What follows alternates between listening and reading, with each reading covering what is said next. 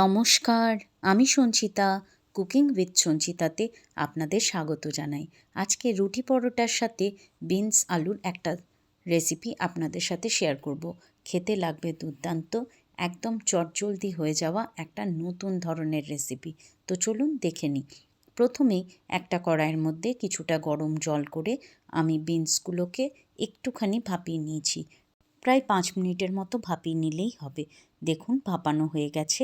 আমি জলটা ঝরিয়ে নিয়েছি।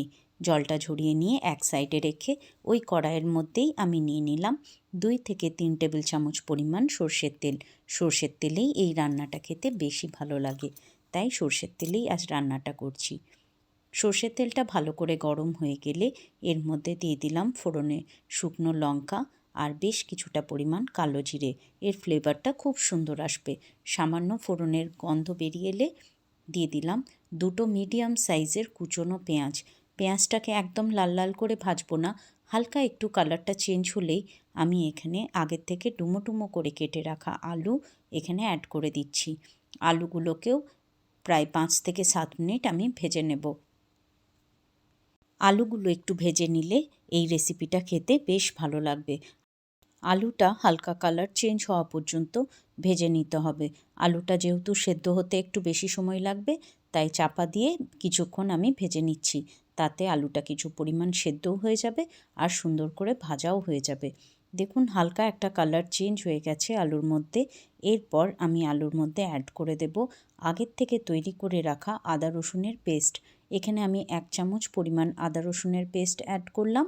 আদা রসুনের পেস্টের সাথে আপনারা চাইলে কাঁচা লঙ্কা, টমেটো বেটে এখানে অ্যাড করে দিতে পারেন। আমি ওগুলো আলাদাভাবে অ্যাড করব। এরপর দিয়ে দিচ্ছি আমি বেসিক কিছু গুঁড়ো মশলা। দিয়ে দিলাম জিরে গুঁড়ো, ধনে গুঁড়ো আর দিয়ে দিচ্ছি হলুদ গুঁড়ো। কালারের জন্য এখানে অ্যাড করে দিলাম কাশ্মীরি লঙ্কার গুঁড়ো আর দিয়ে দিলাম পরিমাণ মতো লবণ। সামান্য একটু স্বাদটাকে ব্যালেন্স করার জন্য দিয়ে দিলাম চিনি। সামান্য একটু জল দিয়ে মশলাটাকে ভালোভাবে আলুর সাথে কষিয়ে নেব। গুঁড়ো মশলাগুলো যাতে পুড়ে না যায় তার জন্য একটুখানি জল অ্যাড করে তারপর কষিয়ে নিতে হবে। ভালোভাবে কষিয়ে নিতে হবে যতক্ষণ না এর থেকে তেল ছেড়ে দিচ্ছে। কষাতে কষাতেই আমি মাঝখানে এখানে আগের থেকে একটু ভাপিয়ে রাখা বিনসগুলো অ্যাড করে দিলাম। এরপরে খুব ভালোভাবে মশলার সাথে আলু আর বিনসটাকে কষিয়ে নেব। 4 থেকে 5 মিনিট আলু আর বিনস মশলার সাথে খুব ভালোভাবে কষিয়ে নিতে হবে। কষানো হয়ে গেলে তারপর এখানে আমি অ্যাড করে দেব আগের থেকে কেটে রাখা টমেটো। বেশ অনেকটা পরিমাণ টমেটো আমি এখানে অ্যাড করছি, তাহলে খেতে বেশ মুখরোচক হবে। আমি টমেটোটা কুচিয়ে অ্যাড করলাম, আপনারা চাইলে পেস্টও অ্যাড করতে পারেন। এরপর খুব ভালোভাবে মিশিয়ে আমি ঢাকা চাপা দিয়ে আরও ভালো করে রান্না করে নেব 4 থেকে 5 মিনিট। এই সময় গ্যাসের আঁচটা একদম লো হিটে রেখে দিতে হবে, তাহলে সমস্ত কিছু খুব ভালোভাবে আস্তে আস্তে কষানোও হয়ে যাবে আর সেদ্ধও হতে থাকবে। 4 থেকে 5 মিনিট একদম লো হিটে রেখে রান্না করে দেখুন আমাদের তরকারিটা প্রায় 80% পর্যন্ত রেডি হয়ে গেছে। ভালোভাবে কষানো হয়ে গেলে এরপর গ্রেভির জন্য সামান্য একটু জল আমি এখানে অ্যাড করে দেব। আপনারা চাইলে এরকমভাবে লো হিটে রেখে নাড়াচাড়া করে একদম শুকনো শুকনোও সার্ভ করতে পারেন।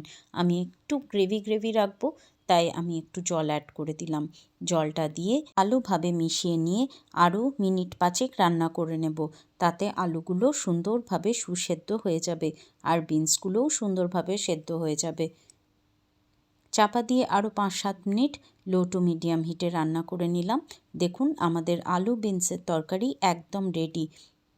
রুটি পরোটার সাথে এই রকম তরকারি খেতে বেশ ভালো লাগে। ভাতের সাথেও এটা মন্দ লাগবে না। একদম সর্বশেষে আমি এটা মুখরোচক বানানোর জন্য ছড়িয়ে দিলাম 1 চামচ পরিমাণ আমচুর পাউডার। দিয়ে দিলাম বেশ কয়েকটা পরিমাণ কাঁচা লঙ্কা, এতে সুন্দর একটা ফ্লেভার আসবে। আর তার সাথে দিয়ে দিলাম বেশ কিছুটা পরিমাণ ধনেপাতা।